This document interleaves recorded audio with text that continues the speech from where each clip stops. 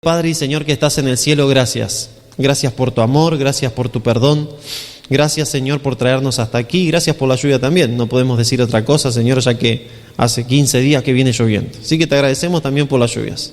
Pero te pedimos que estés bendiciendo a cada una de las personas que está sufriendo por el agua. A cada una de las personas que están inundadas y que están pasando un mal momento, que tu Espíritu Santo las esté consolando y tus ángeles asistiéndolas.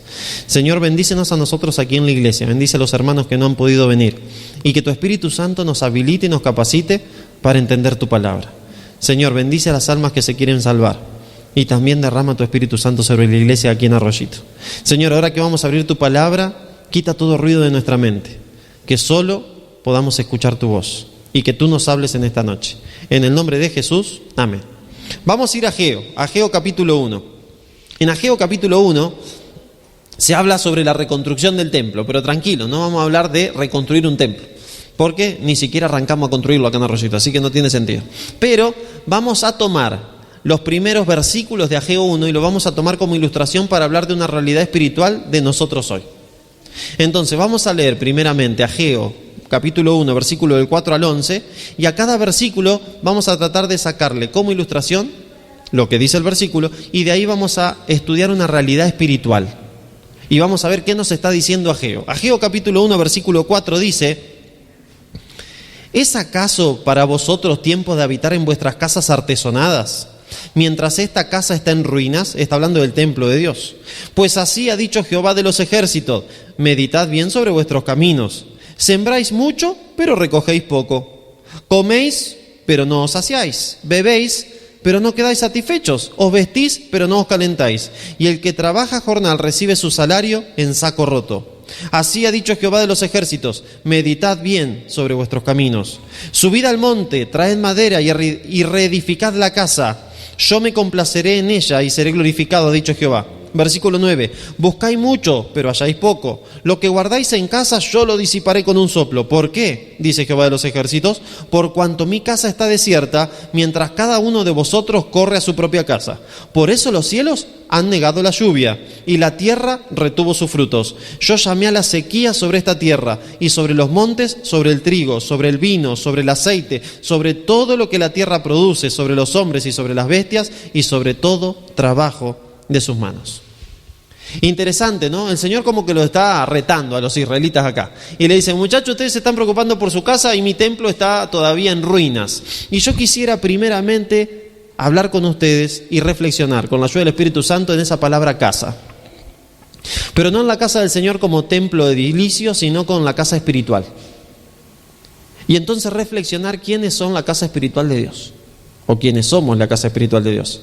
Y qué lección podemos sacar, porque por ahí la casa espiritual de Dios está quedando desierta tal vez. ¿Quiénes son la casa espiritual de Dios? 1 Corintios 3:17. Pueden poner un papelito, una cintita ahí porque vamos a estar volviendo. 1 Corintios 3:17.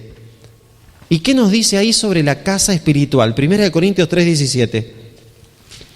Dice así la palabra de Dios: si alguno destruye el templo de Dios, Dios le destruirá a él, porque el templo de Dios, el cual sois vosotros, santo es.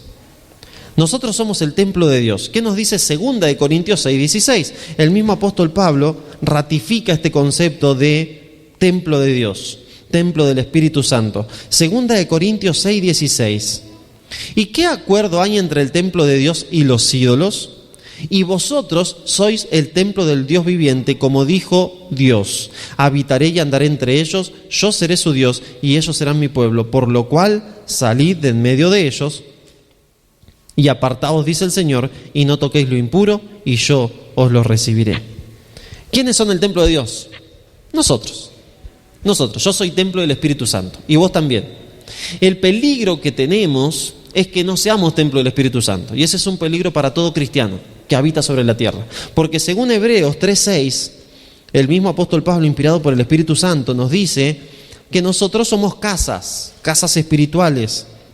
En Hebreos 3:6 nos dice: pero Cristo como hijo sobre su casa, y esa casa somos nosotros, con tal que retengamos firme hasta el fin la confianza y el gloriarnos en la esperanza. Nosotros somos esa casa. Pero la casa puede ser habitada o por el Señor o por otros seres. Y entonces yo creo que lo que tenemos que analizar en nuestra vida, primeramente, es si mi casa la está habitando el Señor. No la casa donde vivo, sino mi vida, mi mente, mi corazón, mi voluntad, mi conciencia. Si el Señor está habitando mi vida. ¿Cómo saber si el Señor está habitando mi vida? Bueno, por mis decisiones, por mis objetivos, por mis sueños. Si el Señor está en mi vida y en mi mente, tendré objetivos de acuerdo a la voluntad del Señor. Si el Señor está en mi vida y en mi mente, tendré objetivos de acuerdo a lo que el Señor sueña para mí. Pero si el Señor no está habitando mi vida, ¿quién la puede habitar? Bueno, vamos a ver, ¿no? A ver qué dice la Biblia. Vamos a ir a Mateo capítulo 12, versículo 43. Mateo 12, 43. Nosotros fuimos hechos casas espirituales, templos del Espíritu Santo. Es interesante este concepto de templo. Yo creo que debe estar escrito y descrito en el libro ese que aparece en Salmo 139, versículo 16. Yo creo que en el cielo ese libro es un libro bien grande donde está desarrollado todo el proyecto ser humano. Cuando David habla en el Salmo 139 que el embrión se forma y dice, y estaban en tu libro escritas todas estas cosas antes de que fueran formadas. O sea que el Señor tiene un libro donde escribió cómo el ser humano iba a ser, en contextura, en química, en genética. Y en eso debe estar escrito cómo el Señor nos creó de tal forma que podemos contener al incontenible. ¿Vieron que Dios dice que nada lo puede contener? No hay nada que se pueda hacer en el universo que pueda contener al Señor. No hay una bóveda de titanio que podamos hacer que lo pueda contener, porque si el Señor se mete ahí, explota la bóveda de titanio. No hay nada que lo pueda contener.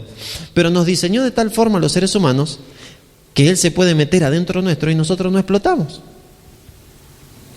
Nos diseñó de tal forma que Él se mete adentro nuestro y nosotros no estallamos y estamos conteniendo al incontenible.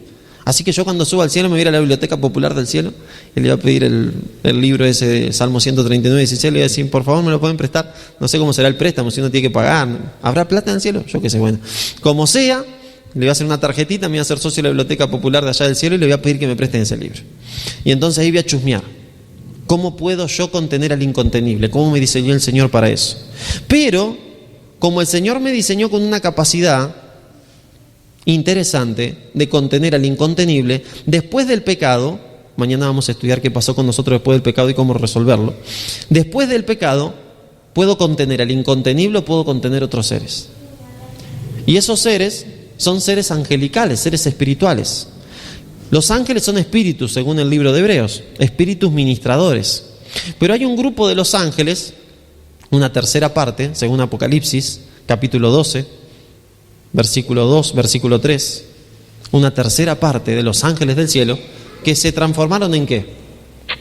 En demonios, en seres que lo único que buscan es destrucción. Y entonces esos seres también pueden llegar a habitar en un ser humano, como casa espiritual. Y entonces ahí, en Mateo capítulo 12, no vamos a hacer un análisis de esta parábola, simplemente vamos a mirarla y decir dos o tres cosas. Dice lo siguiente la palabra de Dios. 43. Cuando el espíritu impuro sale del hombre, anda por lugares secos buscando reposo y no lo halla. Entonces dice, volveré a mi casa de donde salí. Cuando llega la halla desocupada, barrida y adornada.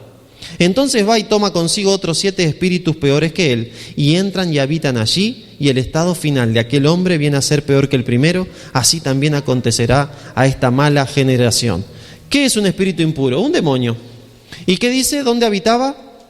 En el hombre. ¿Y cómo lo llama el hombre? Su casa. Volveré a mi casa de donde salí. Lo llama casa. Entonces, mi pregunta es, ¿y cuántos demonios se pueden meter dentro de una persona? Debe haber un número, ¿no? ¿Quién sabe? Pero en Marcos capítulo 5 me dice que había un par de endemoniados, ¿no? Y dice que vinieron al otro lado del mar de Galilea, en la región de los Gadarenos, Marcos capítulo 5, versículo 1 en adelante, y me dice que, versículo 6, cuando vio pues a Jesús lejos, corrió y se arrodilló ante él, y clamando a gran voz, dijo, ¿qué tienes conmigo, Jesús, Hijo del Dios Altísimo? Te conjuro por Dios que no me atormentes, porque Jesús le decía, sal de este hombre, espíritu impuro. Jesús le preguntó, ¿cómo te llamas? Y el demonio respondió, Legión me llamo, porque somos muchos. En el contexto en que se encuentra Jesús, siglo I a.C., una legión romana tenía entre 6.000 y 6.500 soldados. Mucho, ¿no? Así que ¿cuántos demonios tendría el tipo este adentro? Yo no sé. Pero se había puesto un nombre de legión.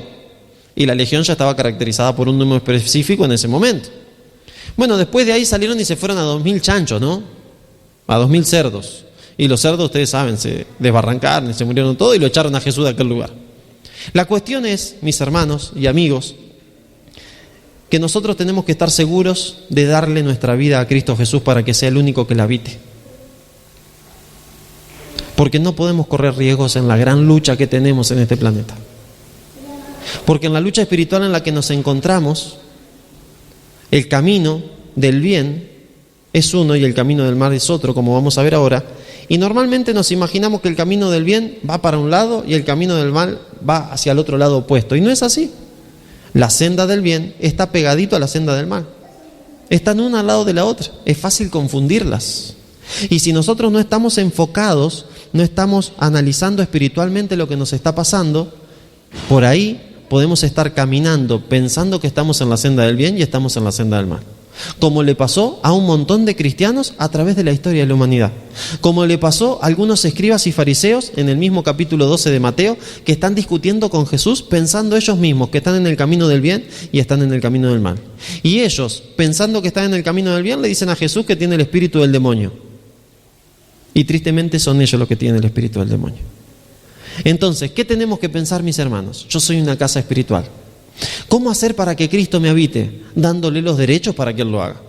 En mayo vamos a hablar, toda la semana especial de mayo va a ser sobre los derechos legales. Y ahí vamos a ver cómo darle derecho a Jesús y a veces cómo le damos derecho a los otros seres que nos quieren habitar. Pero no es el tema de esta noche. ¿Pero qué hacer? Todos los días, cuando me levanto, decirle: Señor, yo quiero que tú habites en mí. Espíritu Santo, te doy el derecho para que habites en mí. Padre, envía al Espíritu Santo que habite en mi mente, que habite en mi corazón. Te entrego mi voluntad en tus manos. Porque nuestra voluntad, tristemente, mis hermanos, es frágil. Ninguno tiene el correcto uso de la voluntad, ninguno de nosotros. Porque desde que pecamos, tristemente, nuestra voluntad fue puesta en manos del enemigo de Dios. Entonces, si nuestra mente no se encuentra de forma decidida, entregada bajo el control del Espíritu Santo, tristemente el enemigo de Dios toma derecho en nuestra voluntad. Y tristemente, no sé si a ustedes les pasa, pero a mí me pasa, tristemente, muchas veces nos levantamos y agarramos y arrancamos el día y nos olvidamos de entregarle la voluntad al Señor y de pedirle al Espíritu Santo que habite en mí. Y andamos por el día como locos y llega el fin del día y ahí recién me acuerdo de decirle al Espíritu Santo algo o al Señor algo o hablar con el Señor. Y ya pasó todo un día. Y muchas veces esos días se tornan difíciles, ¿no? Y me recuerdo de lo que decía Lutero. Lutero dice: cuando tengo un día fácil, oro 1 hora. Pero cuando tengo un día difícil, oro 2 horas. ¿Está loco el tipo este? Porque normalmente es al revés, ¿no? Tengo un día fácil y oro 1 hora. Tengo un día difícil, oro 10 minutos porque el día está difícil, entonces necesito laburar más. No, el hombre este tenía los tantos cambiados. Él decía: necesito orar más tiempo para que el Señor me dé la capacidad para soportar el día difícil. Y entonces, un contador que le diría: pero si vos oras más tiempo, vas a tener menos tiempo para hacer lo que te requiere el día difícil. Pero con los ojos espirituales, Lutero decía: pero yo con ese poco tiempo, con toda la capacidad que obtengo del Señor, en menos tiempo hago más de lo que haría con más tiempo sin esa capacidad. Quedó como un trabalengua, pero ustedes entendieron, ¿no es cierto? Entonces, ¿qué hacer, mis hermanos? Entregar nuestra voluntad todos los días en las manos del Señor. ¿Qué hacer? Todos los días, ni bien me levanto a decirle: Señor Espíritu Santo, por favor, habita en mí. Habita en mí. Limpia tu casa. Limpia mi mente. Limpia mi conciencia. Si tengo algo que no te gusta, toca lo que tengas que tocar. Si tengo un pecado que me gusta, toca lo que tengas que tocar que no me guste más. Cámbiame el gusto, Señor. Si tengo algo que sé que tengo que hacer, pero no me dan ganas, Señor, toca lo que tengas que tocar, cambia los cables que tengas que cambiar, haz el programa que tengas que hacer, pero por favor que me empiece a gustar. Y hay veces, mis hermanos, que hay que orar meses de esa forma. Y había una persona que me decía: no, es simplemente hay que orarlo una vez. Y entonces, ¿para qué está la parábola de la viuda? De la viuda cargosa, me gusta decirle esa parábola, ¿no? La parábola de la viuda cargosa es para mí. Porque la viuda todos los días iba y le decía al rey: rey, haceme misericordia. Hasta que el rey le dice: bueno, antes de que la viuda esta me agarre en un día que yo ande con los cables pelados y le haga algo, vayan y háganle justicia, por favor, a la viejita esta. Y entonces el Señor dice: y esta parábola lo dijo para analizar en la forma en que debemos orar. ¿Y la viuda qué hacía? era cargosa. Entonces yo, tomándome de esa parábola, le pido perdón al Señor, pero le abollo los oídos al Señor con mis pedidos. Y entonces todos los días le pido. Y hay cosas que me gustan, que yo sé que a Él no le gustan que yo las haga. Y entonces me las anoto en una tarjetita o en un mensaje del celular, en una nota. Y entonces cuando leo el mensaje digo, Señor, vos sabés que a mí me encanta hacer esto. Yo me gozo haciendo esto. Yo disfruto hacer esto, pero entiendo que está mal. ¿Pero qué voy a hacer si a mí me encanta? No puedo dejar de hacerlo. Pero te doy el derecho, Señor, para que entres en mi mente, toques lo que tengas que tocar, rompas lo que tengas que romper, cambies lo que tengas que cambiar y no me guste más. La primera vez que hice eso fue con las películas de terror. Esa fue la prueba piloto. Y entonces, como me gustaban tanto las películas de terror, que cada vez que iba a alquilar una película, en aquella época la alquilábamos, ¿sí? En internet no estaba todas esas páginas donde miramos películas. No existía. Entonces teníamos que alquilarla, teníamos que pagar por cada película. Y entonces iba y alquilaba una película y siempre me iba a la góndola de películas de terror. Y era difícil.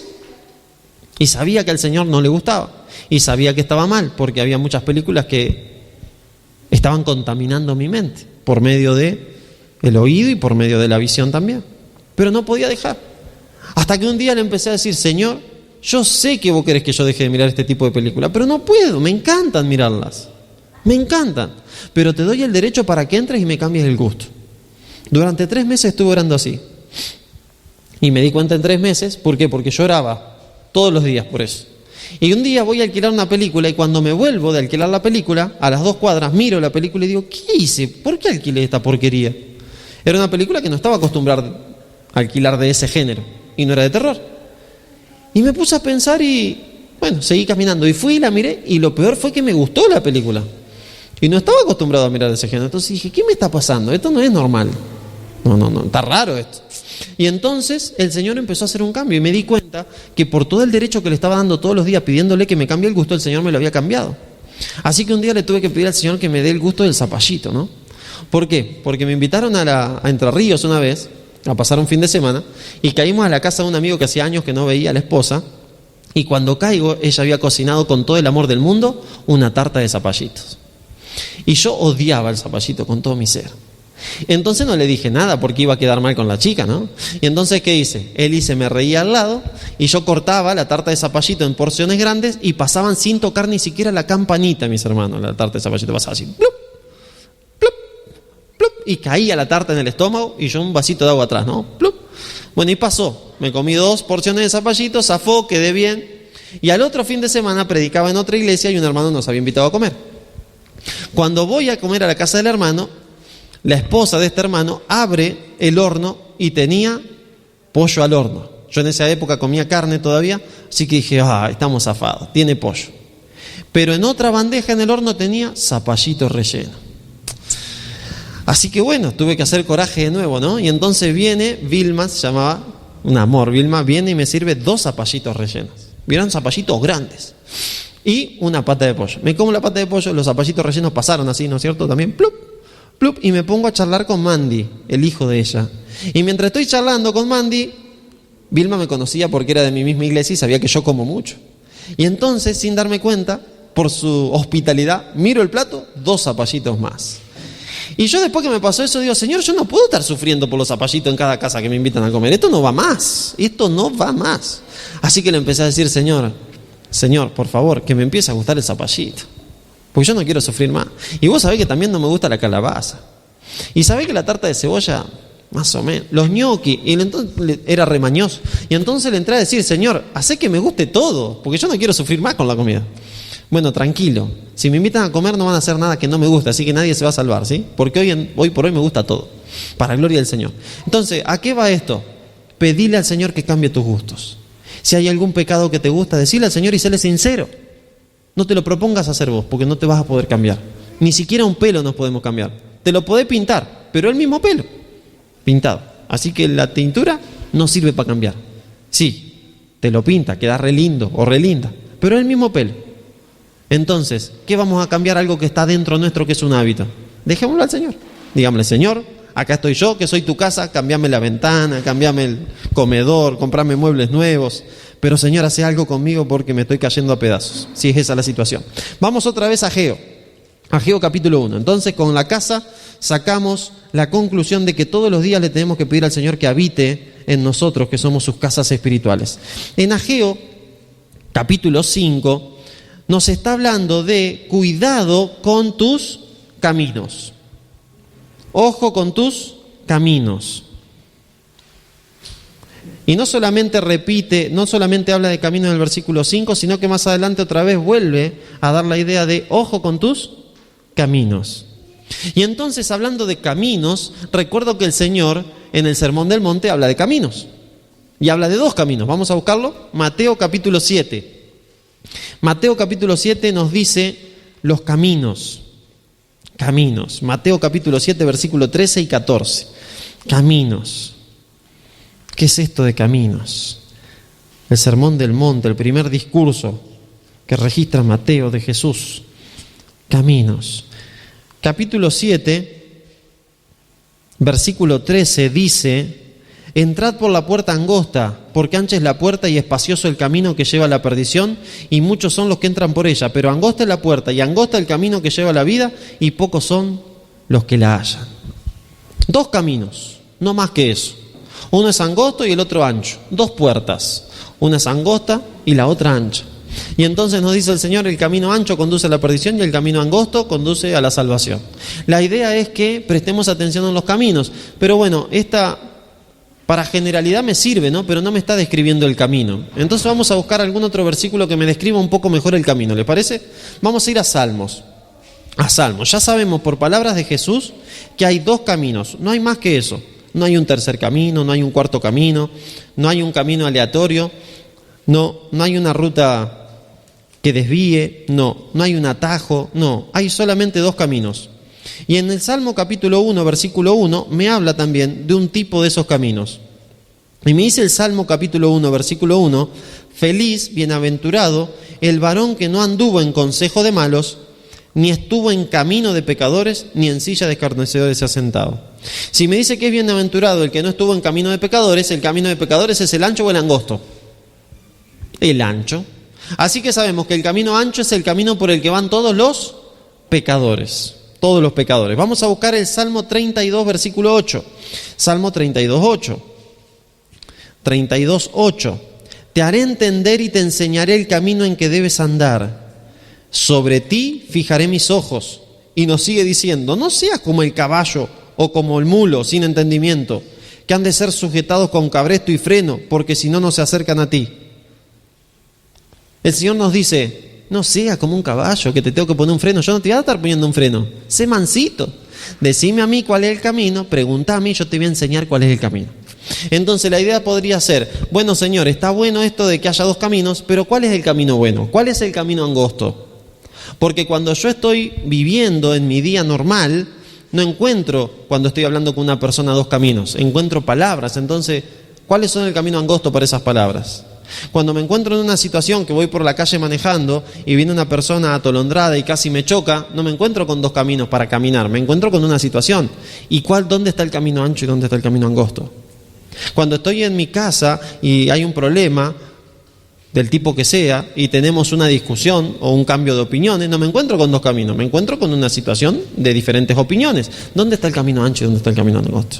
Y la Biblia sigue hablando. Salmos, capítulo 37, versículo 5, dice lo siguiente, Salmo 37, 5, encomienda a Jehová tu camino, confía en Él y Él hará. Y el versículo 34 del mismo Salmo dice: espera en Jehová, guarda su camino, y Él te exaltará para heredar la tierra. Cuando sean destruidos los pecadores, lo verás. Salmo 119, 32. Salmo 119, 32. Fíjense lo que dice este salmo.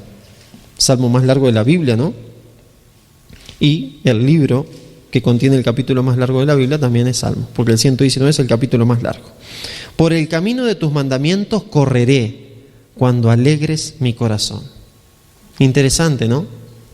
Entonces, ¿cuál es el camino bueno y cuál es el camino malo? ¿Cómo hacer en una situación diaria de tu vida y de mi vida para consagrarme al 100% al Señor, para saber cuál es el camino?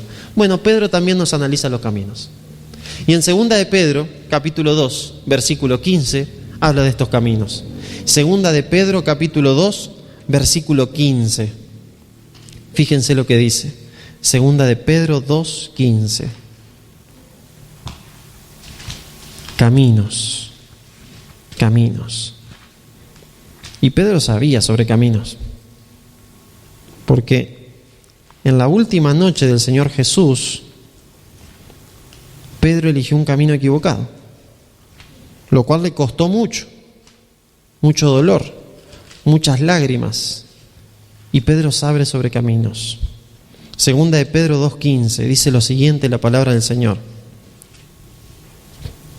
han dejado el camino recto y se han extraviado siguiendo el camino de Balaam, hijo de Beor, el cual amó el premio de la maldad y fue reprendido por su iniquidad, pues una muda bestia de carga, hablando con voz de hombre, refrenó la locura del profeta. ¿Cuál fue el problema de Abraham? La avaricia, la codicia. Vinieron y le dijeron: vení, que te necesitamos como profeta. Y él le dice al Señor: Señor, iré. No, no vayas. Dale, vení, Balaam, vení. Señor, iré. No, no vayas. Dale, vení, Balaam, vení. Señor, iré. Bueno, andá, así como quieras. Digo, ya te dije 2 veces que no vaya, ¿qué me estás preguntando? Ojo cuando le preguntamos al Señor el camino. Porque el Señor nos habla una vez, nos habla 2 veces como a Balaam, y después nos dice: mira, si no me querés hacer caso a mí, andá y hacé tu camino. Como hizo con Balaam. Y Balaam hizo su camino. Y el Señor hizo que le hablara la mula, ¿no? Porque la mula se frenó. Porque adelante de la mula, ¿qué había? Un ángel. Y la mula, cuando se frenó, Balaam, ¿qué hizo? Le empezó a golpear, le empezó a pegar. Y entonces el Señor le dio habla a la mula, le dice: ¿por qué me pegás? Imagínense lo terco que estaba el tipo Balaam. Imagínense lo ciego que estaba Balaam, que se pone a charlar con la mula. ¿Y que no te iba a pegar si vos no avanzás? ¿Qué te pasa? ¿Estaba loco? No, no estaba loco, estaba enceguecido, porque iba por un camino de maldad. Y mis hermanos, el enemigo nos guía por caminos de maldad y nos enceguece. Y entonces cuando nos tiene allá, bien enceguecidos, y nos tiene donde Él quiere, nos destapa los ojos. He hablado con muchas personas que me han dicho: yo no sé cómo llegué a hacer tal cosa. ¿Y por qué a veces no sabemos cómo llegamos a hacer tal cosa? Porque el enemigo nos tapa los ojos y nos lleva hasta ese lugar. Y después nos descubre los ojos y descubre nuestra vergüenza para que todos se rían de nosotros. Y el nombre de Dios sea vituperado. Por eso nosotros tenemos que analizar cada día nuestros caminos. A ver por qué camino estoy caminando. ¿Cómo son mis pensamientos? ¿Cómo son mis sueños? ¿Cómo son mis palabras? Y no en la iglesia, porque nuestras palabras en la iglesia son dulces, son lindas, son sonrisas. ¿Cómo son mis palabras en mi casa? Con mi familia, con mi esposa, con mis hijos, con mis empleados, con mi patrón. ¿Cómo son mis palabras en la cancha de fútbol? ¿Cómo son mis palabras andando en el auto o en la bicicleta? ¿Cómo son mis actitudes? ¿Cómo es mi actitud cuando alguien me cuenta un chiste que sé que está ofendiendo a Dios? ¿Me río para no quedar mal con la persona y ofendo a Dios? ¿O ofendo a la persona con tal de no ofender a Dios? Caminos. En la vida nos vamos a encontrar con muchos caminos. Pero cada uno de esos caminos solamente puede pertenecer a uno de los 2 de los cuales abrió Cristo. O es un camino angosto que nos conduce a la vida eterna, o es un camino ancho y espacioso que nos conduce a la perdición. Por eso el Señor en Ageo le dice: ojo por los caminos que van, porque los está llevando a mal destino. Y vamos a terminar con los caminos. Capítulo 2 de Segunda de Pedro, versículo 21. Porque nunca la profecía, ese es 1:21, mejor les hubiera sido no haber conocido el camino de la justicia, que después de haberlo conocido volverse atrás del santo mandamiento que les fue dado. Y a veces como cristianos tenemos estos peligros también, ¿no? Nosotros como cristianos conocemos muchas cosas de la Biblia. Y entonces Pedro nos dice: bueno, mejor te hubiera sido no conocer si lo que conoces no lo va a llevar a la práctica. Porque si lo conoce y no lo lleva a la práctica es para condenación. Así que mejor te hubiera sido no conocerlo. Pero nosotros, mis hermanos, ya lo conocemos. Y entonces, ¿ahora qué vamos a hacer? ¿Andaremos por ese camino o por otro? Dios quiera que andemos por ese. ¿Cómo hacer? Cada día, como dijimos antes con el tema de la casa, entregarle mi casa, mi vida al Señor. ¿Qué más nos dice Ageo? Nos decía Ageo, versículo 6 del capítulo 1: sembráis mucho y recogéis poco. ¿Y qué tiene la Biblia para decirnos sobre la siembra? Bueno, muchas cosas. Gálatas 6, 7 y 8. Ahí pegadito, donde estábamos en Pedro, Gálatas 6, 7 y 8. ¿Qué tenemos que decir sobre la siembra? Gálatas 6, 7 y 8. Y fíjense qué interesante este versículo. Dice, no os engañéis, Dios no puede ser burlado, pues todo lo que el hombre siembre, eso también segará. Porque el que siembra para la carne, de la carne segará corrupción, pero el que siembra para el Espíritu, del Espíritu segará vida eterna. Hay dos lugares donde sembrar, no más. Como hay dos caminos, hay dos lugares de siembra. Y esos dos lugares de siembra son o la carne o el Espíritu. Entonces la pregunta que tenés que hacerte y la pregunta que tengo que hacerme es, ¿dónde sembré hoy? Hoy lunes. ¿Qué día es hoy? 18, ¿no? ¿Ya? 18 de abril de 2016. ¿Dónde sembré? Y no necesitaste trabajar con la tierra para sembrar, porque o sembrás en la carne, mañana vamos a hablar de la carne y el espíritu, más minuciosamente, la naturaleza pecaminosa carnal, o sembrás en el espíritu, la naturaleza nueva que Cristo te dio cuando lo aceptaste como su Salvador y te bautizaste. ¿En dónde sembraste? ¿En dónde sembré? Si sembrás en la carne vas a cosechar corrupción, pero si sembrás en el espíritu vas a cosechar vida eterna. Y el apóstol Pablo en Romanos 8, mañana lo vamos a ver, hace un análisis de carne versus espíritu. Y entonces nos dice que ninguna condenación hay para los que no andan conforme a la carne, sino conforme al espíritu. Y entonces la pregunta mía hoy es, ¿hay alguna condenación para mí hoy? ¿En qué anduve hoy? ¿Anduve en la carne o anduve en el espíritu? ¿En qué anduve hoy? ¿Anduve en la carne y sembrando para la carne para cosechar corrupción? ¿O anduve en el espíritu sembrando para el espíritu para cosechar vida eterna? Porque si el Señor tiene un plan para nosotros como iglesia, si el Señor tiene un sueño para nosotros como iglesia, nunca va a desarrollar ese sueño mientras estemos en la carne. Nunca, nunca, nunca. Porque en la carne lo único que se hace es cosechar corrupción. Y es triste, mis hermanos, cuando vemos a algún cristiano, y a nosotros, miremos a nosotros, no miremos al otro, porque nunca sabemos si el otro está en la carne o en el espíritu. Entonces, miremos a nosotros. Es triste cuando vemos a algún cristiano, a nosotros mismos, yendo a hacer un trabajo que hay que hacerlo en el espíritu, hacerlo en la carne. ¿Qué se encuentra? Fracaso. Fracaso. Agotamiento mental y espiritual. Es triste. Pero cuando alguien va a hacer un trabajo que hay que hacerlo en el espíritu, ¿qué se encuentra? Gloria. Gloria. No podemos hablar de éxito, porque se encuentra éxito, pero es una palabra que está muy mal interpretada, así que no me gusta la palabra éxito, pero se encuentra gloria para el Señor. Porque muchas veces, y la gran mayoría de las veces, cuando salimos en el Espíritu a hacer un trabajo que hay que hacer en el Espíritu, el Señor hace más grandes planes de lo que teníamos nosotros. Pero es triste que muchas veces nos bajoñamos con los planes que tenemos como iglesia, como personas, como familias, porque salimos a hacer un plan en la carne y entonces encontramos frustración. Porque el Señor no puede bendecir un plan que se está desarrollando en la carne. Porque el Señor no trabaja con la carne. Porque toda la carne lo que es enemistad contra Dios. Y la carne no se sujeta a la ley de Dios, ni tampoco puede, dice Romanos 8, 6 y 7. Entonces, mi hermano, necesitamos estar en el Espíritu.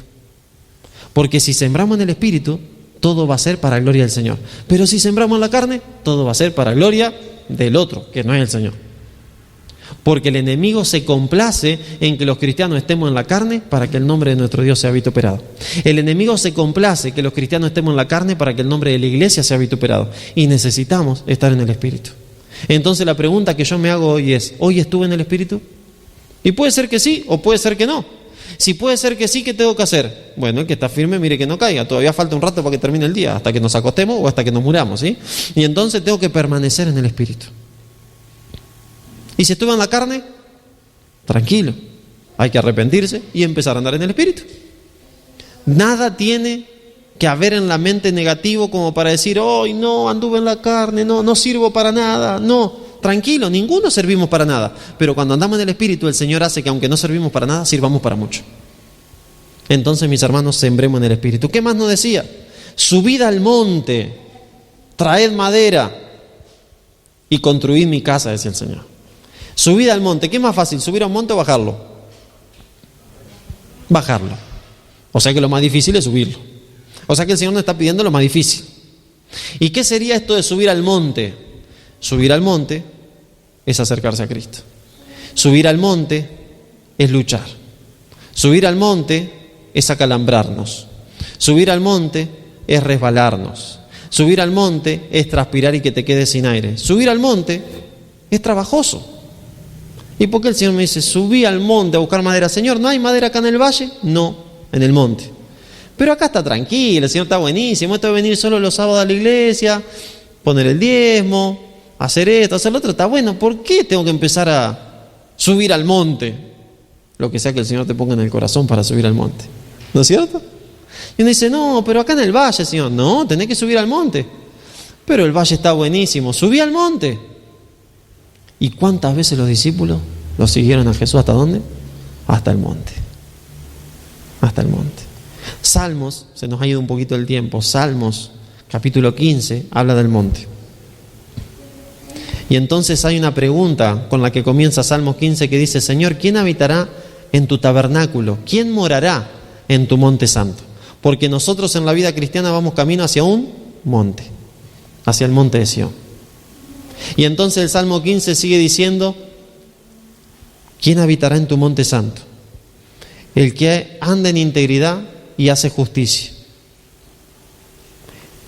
Es interesante, porque la integridad, como veíamos el sábado en el sermón del sábado, está en decadencia.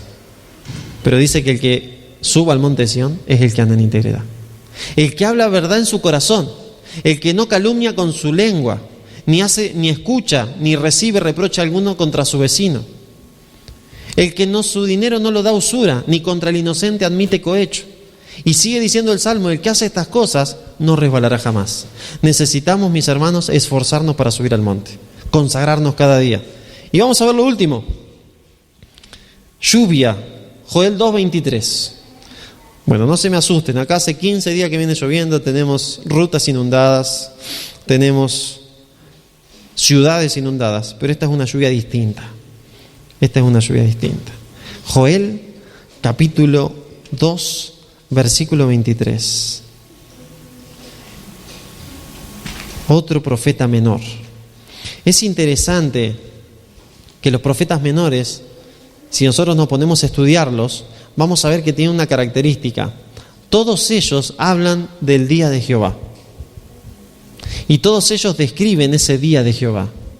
Y cada uno de ellos describe cosas que van a pasar antes de ese día de Jehová. Y eso sería bueno que lo estudiemos en cada uno de los profetas menores. Y Joel 2:23, hablando también del día de Jehová, y antes de que venga el día de Jehová, nos dice que vosotros también, hijos de Sión, alegraos y gozaos en Jehová vuestro Dios, porque os ha dado la primera lluvia a su tiempo, y hará descender sobre vosotros lluvia temprana y tardía como al principio.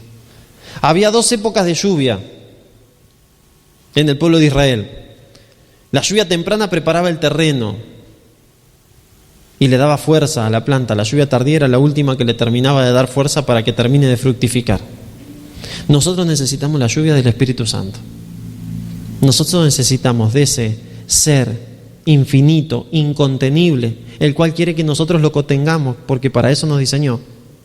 Necesitamos de ese poder, mis hermanos, para terminar de hacer la obra que Dios nos encargó. Acá en Arroyito tenemos, ¿cuánto? ¿25.000 personas? ¿30.000 personas? ¿Necesitamos poder? Necesitamos poder, si no, ¿qué podemos hacer nosotros? Nada. En la carne, ¿qué podemos hacer? Nada. Pero imagínense que tengamos poder del Espíritu Santo. Cuando hay poder del Espíritu Santo, mis hermanos, las cosas cambian. Empiezan a pasar cosas que uno nunca pensó. Empiezan a surgir cosas que uno nunca soñó. Y empiezan a pasar locuras que uno nunca se las planteó. Me acuerdo que en un año hicimos una campaña de evangelismo en Santa Fe. Y era una locura. Era una locura. Y el Señor hizo milagros y maravillas.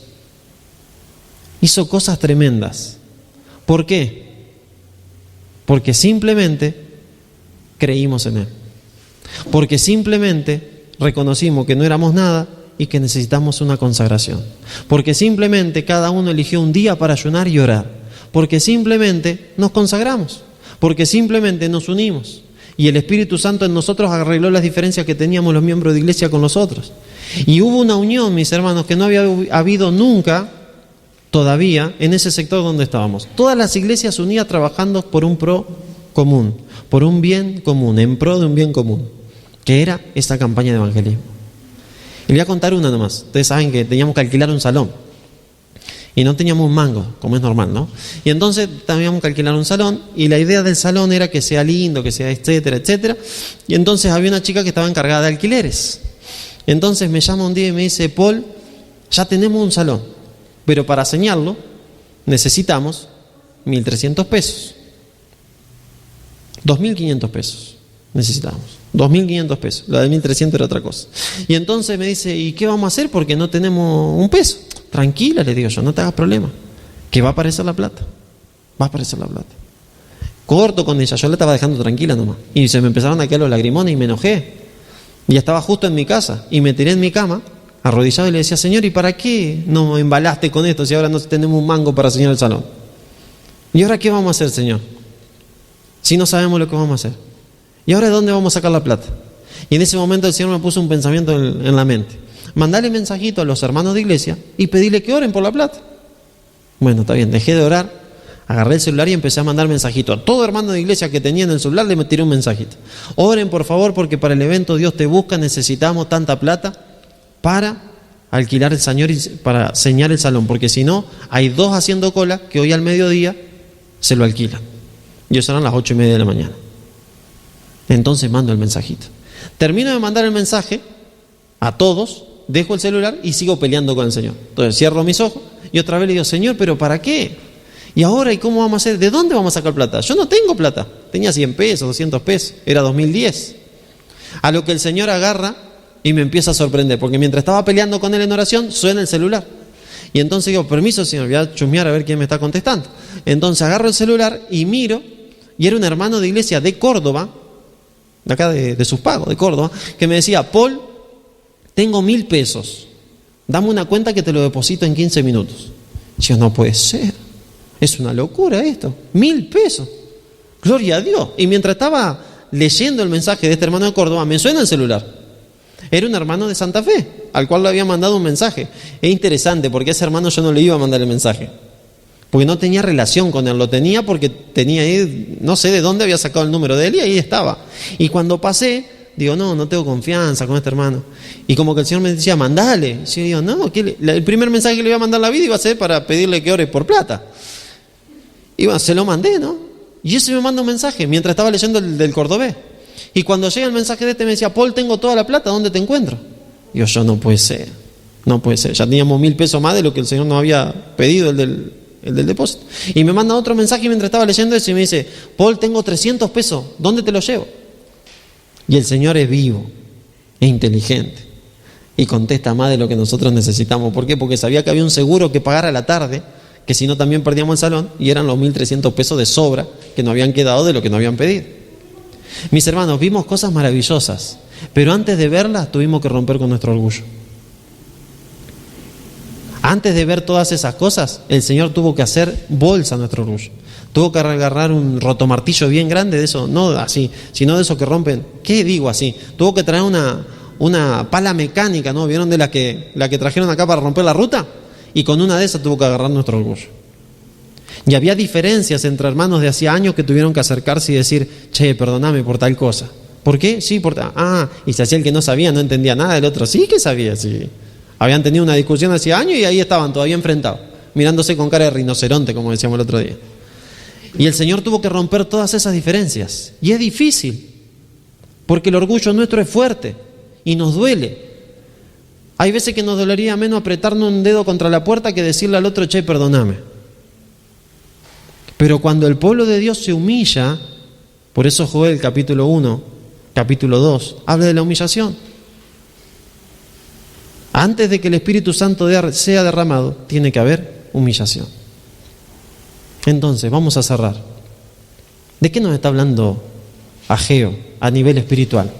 De que necesitamos ser lo que todavía no somos. De que necesitamos el Espíritu Santo. De que necesitamos darle el derecho al Señor para que habite en mi vida, porque yo soy su casa todos los días. De que necesito cada día analizar mis caminos y ver en qué camino estoy caminando. Y que necesito humillarme, que necesito poner en claro mis cuentas con Dios. Por eso, en Isaías capítulo 1, versículo 18, el Señor nos dice: venid y estemos a cuentas. Si tus pecados fueren rojos como la grana, como la nieve serán emblanquecidos. Y si fueren rojos como el carmesí, vendrán a ser como blanca lana. En ese evento vimos también la conversión de algunos inconvertibles. No sé si ustedes en su mente tienen inconvertibles, ¿no? Esto de la convertibilidad espiritual es muy interesante. Yo en mi mente solía tener inconvertibles, ¿no? Le viera a predicar, alguno le viera, pero aquel no se salva más. Ni que venga un ángel y le diga, no se salva. Que Jesús se le aparezca en visión, no se salva. Es un clavo, está totalmente perdido. Y en mi mente existían los inconvertibles. Hace unos años aprendí que los inconvertibles no existen. Porque aquellos que pensamos que son inconvertibles son los que más les gustan al Señor, ¿no? Son los más duros, eso que son los que el Señor se goza en decir, este que se hace el duro, déjamelo a mí. Y entonces el Señor se goza ablandándolo, ¿no? Ablandándolo. Y así teníamos un tipo que yo lo conocí ya cuando sabía sonreír, pero este no sabía sonreír. Somos muy amigos con esta persona. Es de los pagos del pastor Haroldo. Y él se había criado sin saber sonreír. ¿Saben dónde se aprendió a reír? En la iglesia. Porque hasta que llegó a la iglesia nunca sonreía, siempre serio. Siempre serio. Y parecía un inconvertible. Venían y le regalaban un conflicto de los siglos, lo tiraba. Venían y le regalaban un estudio bíblico, lo tiraba. Venían y regalaban y lo tiraba. Y lo tiraba. Hasta que tanto le hincharon, que le venía y le regalaba y lo tiraba, le venía y le regalaba y lo tiraba, que un día se ve que el Espíritu Santo encontró una puertita, una vetita abierta, un pedacito chiquitito, así que entraba un halo de luz. Dice, a ver, ya que me regalaron tanto y tiré tanto de esto, vamos a ver qué dice. Así que abre así y se enganchó y lo leyó entero. ¿Qué libro leyó? El conflicto de los siglos. ¿Para qué? El tipo entró a estudiar y el Señor lo convirtió al inconvertible. Entonces, mis hermanos, ¿qué hacer? Consagrarnos. ¿Les parece que oremos al Señor? Y le pidamos que nos ayude a consagrarnos como nunca antes. Que nos ayude a consagrarnos para que acá en Arroyito se vivan experiencias espirituales como nunca antes. Para que en nuestra vida personal y familiar vivamos experiencias espirituales como nunca antes. Vamos a ponernos de pie. Vamos a tomarnos un minuto para orar con el Señor, solos. Para decirle, Señor, vos sabés que este camino, y vos lo conocés, Señor, ayúdame a cambiar de camino. O decirle, Señor, vos sabés que, viste que estuve sembrando y la tierra que estuve removiendo estaba medio en el límite, ayúdame a sembrar en otro lado.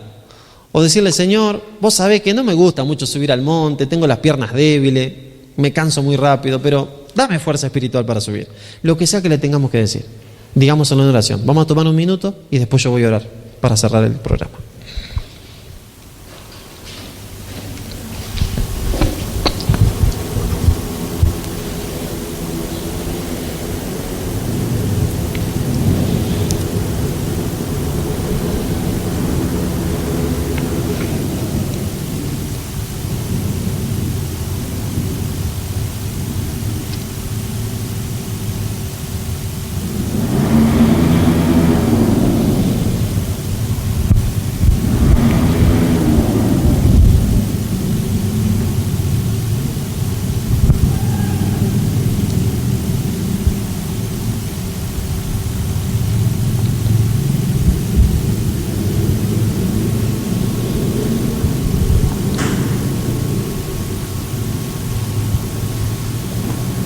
Querido Padre y Señor, gracias. Gracias por tu palabra, Padre. Gracias porque encontramos en tu palabra que tú requieres y quieres una conversión de parte nuestra.